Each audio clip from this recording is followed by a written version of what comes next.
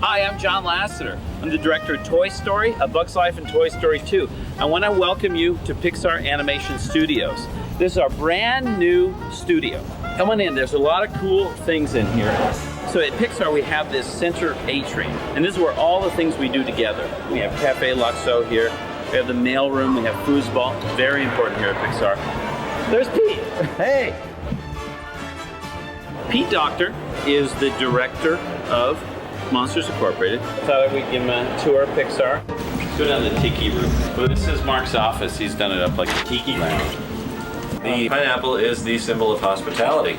So we're gonna go see Andrew Gordon's office. Andrew moved into his office, and then what did you find? Well, I found this air conditioning vent. And he found a whole nother room in there. An alternate reality. So this has become the Love Lounge.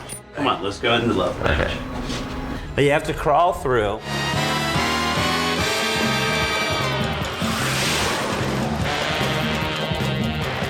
We have every dignitary that comes to Pixar, and they're starting to sign the rooms. We have Randy Newman here, Michael and Jane Eisner, Steve Jobs, Roy Disney's right there. Ooh, molasses chips. Thanks for another wonderful time at the Love Lounge. Come on in here, this is my office. I love toys. Oh, who does that remind you of, huh? There's Steve's office. You want to see Steve Jobs' office? It's the cleanest office at Pixar. This is where we get our creativity. Oh, I just had an idea there. It's called speed golf. Oh! You got a friend in me. You got a friend in me. When the road looks rough ahead. Pete's really good. Ladies and gentlemen, Pete Docter. This is our main theater, and everybody's gathered to see our new trailer. They're overly dramatic here in Pixar Projection. What makes Pixar so special is not the bricks and the steel and the wood of the building. It's the people that makes Pixar. Joe Ranft. Joe Ranft is my head of story. I do Heimlich the Caterpillar. And here are the co-directors of Monsters Incorporated, Lee Unkrich and David Silverman. Carl Anderson, producer of Monsters Incorporated. Andrew Stan, co-executive producer and co-writer and He's co. John Cars. Lynn McQueen. Because I always believe that if you're having fun making the movie, it's going to appear on the screen. A few months ago, we had the first annual Pixar Air Show off of this bridge, and we had a paper airplane contest for the whole company. It was pretty cool. You can see we really have a lot of fun at Pixar, but our main passion is our work. Our people work so hard. They work really long hours making these movies. But number one to us is to make a great movie that audiences around the world will enjoy. Okay, stop. Oh, stop. To date, Pixar has earned 13 Oscars, 1 Golden Globe, 1 Grammy, and a bunch of other awards for our animated short films. At Pixar, we use computer animation. It's one of the newest art forms that there is, and we love it because it's changing constantly. It's always, adding new things and new capabilities. It's very exciting to work in this medium. But story is the most important thing in our films. Always has been, always will be. That's what entertains audiences. Well done. Ooh, they're so awesome.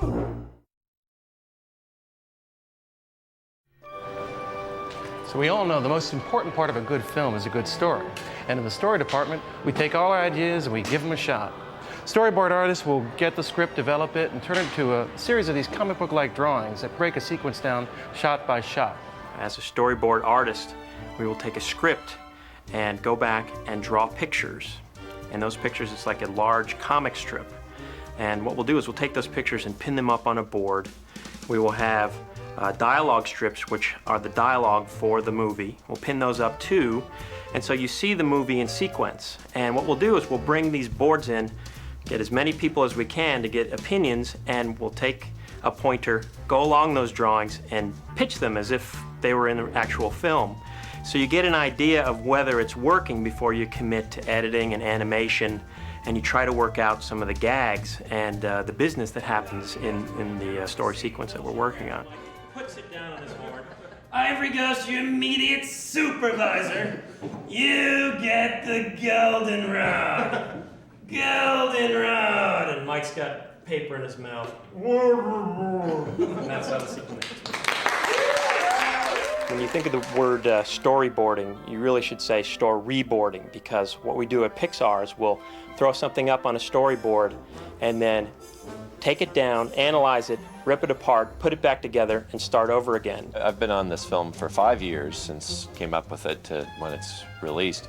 And the thing that's been the hardest to do is just get the story to be just right. As it's been said many times, they could put a sign over our door here in the story room where we work that story is king, that story always has to work before you can move down the line and have the other departments plus it to the final film. But if it doesn't work here, you just can't let it go downstream.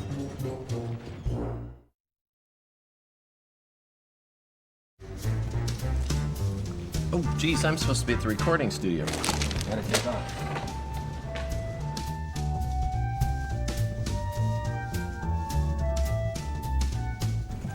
So the next stop on our tour, by no coincidence, also the next stop in production, is also the recording studio. A lot of people think that we record all the voices for the movie after we finish the animation, but the reality is that long before we even start the animation, we come in here to the recording studio to record the actors. And on this film, we have a fantastic cast of characters. James P. Sullivan, our hero, is played by the wonderful John Goodman. And the very hilarious Mike Wazowski is played by the very hilarious Billy Crystal. Babylicious Jennifer Tilly plays Mike's love interest, Celia. And the very evil Randall is played by the very sweet Steve Buscemi. The CEO of Monsters Incorporated, Henry J. Waternoose, is played by the incomparable James Coburn. Come on with us, we have a little surprise for you. Come on in here. This is the recording studio here at Pixar. Hey, it's Bob. Look at that. Bob Peterson, who not only is Bob, the head of story, but he's also the voice of a character you might recognize. Hello, I am thrilled to be here today, Mr. Director. So let's now take a look at some footage behind the scenes that shows how we work with the actors to create those memorable performances. I'm off duty. Monsters are clearly misunderstood. Probably the biggest misconception anyone has about monsters is that they're scary. Sully? Morning, Ricky. Hey, it's the Selsta. They're just workaday Joes. We're just two regular Joes on our way to work. They clock in, they clock out. Scaring kids is their job. If you want to be a scarer, you gotta practice, beef up, work out. Scary feet, scary feet, scary feet. Twins and a bunk bed. Sully is Monsters Incorporated's top scare. I'm Monsters Incorporated. We're working for a better tomorrow. He's just completely gifted. He does his job. He's a total professional. Big, fantastic scarer. He can be very ferocious, but he's got a heart of a teddy bear. Oh, he's a happy bear. He's big and he's fluffy. He's our hero. Oh, just doing my job. Sully is the top scare, but Mike's his assistant. That's Mike Wazowski. Wazowski. Mike Wazowski! Mike Wazowski! Mike Wazowski! Yeah! I'm not a really scary guy, I'm a run. Is that a joke? Tell me you're joking. Mike Wazowski's green and he has one big eyeball. He just looks like a beach ball with horns. I think he's kind of cute. I hadn't even noticed. I'm in this one! What can I say? The camera loves me. He's a babe magnet. Green is turn on, clearly. And the one-eye thing, babes love that. I am so romantic, sometimes I think I should just marry myself. Mike is in love with Schmoopsy Poo. Oh, Schmoopsy Poo. Googly bear! Happy birthday. Oh, Googly Woogly, you remembered! He's head over heels, Oh. and he is all head, so he's just over heels for her. Who couldn't love a luscious lady with fantastic Medusa hair? Celia, she's just your normal snake-haired gal. I'm thinking about getting it cut. No, I like it this length. She's in love with, Mike. He's not exceedingly talented, and he's not a schmo either. How many times do I have to tell you? It's all about presents. Henry J. Waternoose III is a third generation of Waternooses that have run Monsters Incorporated. He's a real company man. James, this company has been in my family for 3 generations, and I would do anything to keep it from going under. He's this great big kind of cross between a crab and a spider. If I have one eye, he's got way too many. He's very warm, very grandfatherly. Yeah, now that's my boy. Randall Boggs is the second best scarer at Monsters Incorporated, but he is not satisfied with that. He wants to be number 1. I'm in the zone today, Sullivan. Gonna be doing some serious scaring, putting up some big numbers. This vicious little lizard kind of a creature, and he's got a mouthful of little razor-sharp teeth. And the main cool thing that he can do, it's really, really cool, is he can blend into things like a chameleon. Randall's really scary. He has no scruples and has no moral code, and is just basically evil at heart. All right, I'm back, you little one-eyed cretin. Okay, first of all, it's creepy. If you're gonna threaten me, do it properly. He's just slimy and crawly and creepy and nasty bad guy. Where's the kid? Look, this is Boo. Boo? What's Boo? Boo is a human child. Boo! The star of the movie is this little 3-year-old, incredible, adorable creation. Boo goes to Monster World. That thing is a killing machine! La la la la la la la la. She sees all these monsters, they're funny, they're big, they're entertaining, they're reacting to her, and it's a lot of fun. She's the one who wants to, humanize us, and she does just by her very presence. she's such a cute little thing. Come here, you. All the monsters in this movie are very friendly. They make you laugh, they make you care about them. You can look like a monster, but you don't have to act like a monster.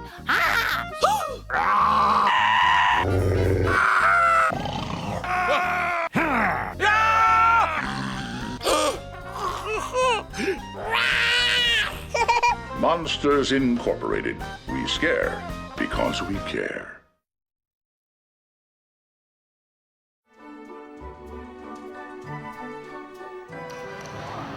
It's a nice drawing, isn't it? We're going to talk about design now. Now, the process of design is very much the same since the days of Snow White. It's still figured out using paper and pencils and pens and paints before we do anything on the computer. And for our movie, we've assembled a great team of very talented artists that have created a very unique look for Monsters Incorporated. One of the most exciting things on this movie was that we did get to create this world from scratch. I mean, nobody knows what a world where monsters live in might look like. There have been a lot of different interpretations of it through time, but we had an opportunity to create a really unique, original vision of a monster world.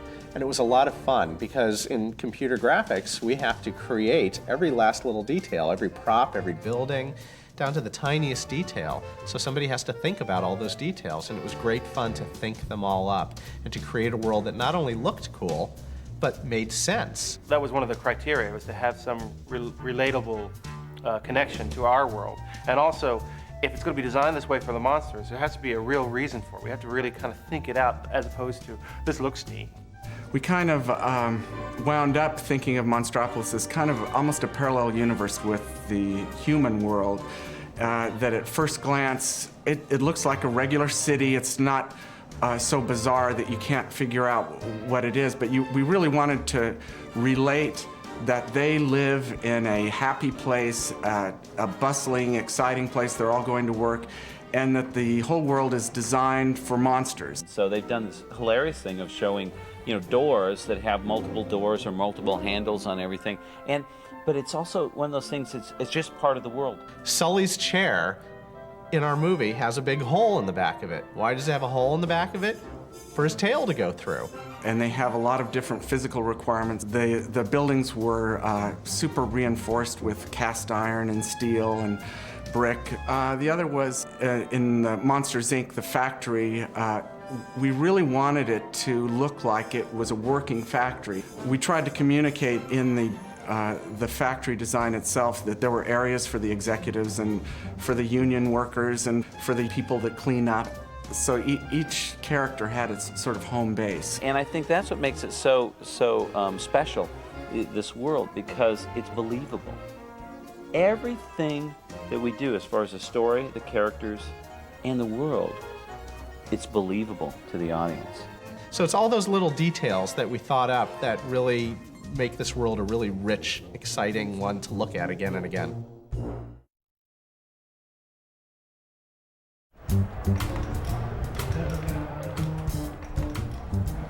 Hi, we're here in the animation area. This is where the animators work. They're the people, they're basically the actors of this whole process, and they're the ones that create those memorable performances that you see on the screen.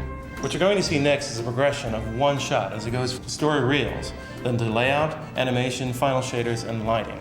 We start with hand-drawn drawings by somebody's hand, Bob Peterson in this case, and we're going to see them for the first time in a story reel and see how the whole scene times out.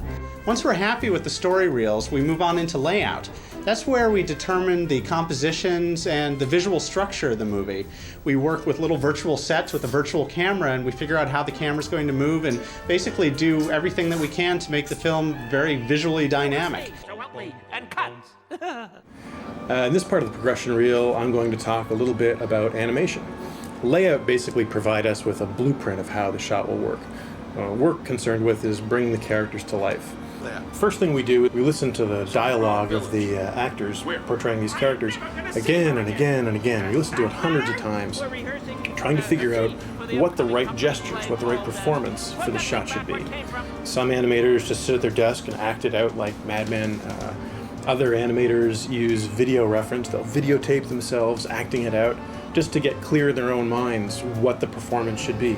The last thing we do is work on the character's face. And we find that if we can communicate an idea through pantomime using Sully's entire body, when we finally go into the face, we're really only plussing something that's already working. The next step is when the shot leaves animation and comes into the shots department. And in particular for this shot, we're going to be simulating Sullivan's fur. It's an important part. It's a part of Sullivan's look to put all that fur on it. But most importantly, simulation is really where we're adding the overlapping action in the animation. So we're really breathing an additional amount of life into that character by having that fur reacting to the motion. The hair there is really flouncing in reaction. It adds a lot of life. It really conveys his emotion of being bouncy in that scene. After the animation is final, we still have to add the shaders, which is the textures and the colors, basically, and the lighting, which is the shadows and the depth. It's only after these shaders and lighting is finished that the film looks like what you see in the theater. And here it is.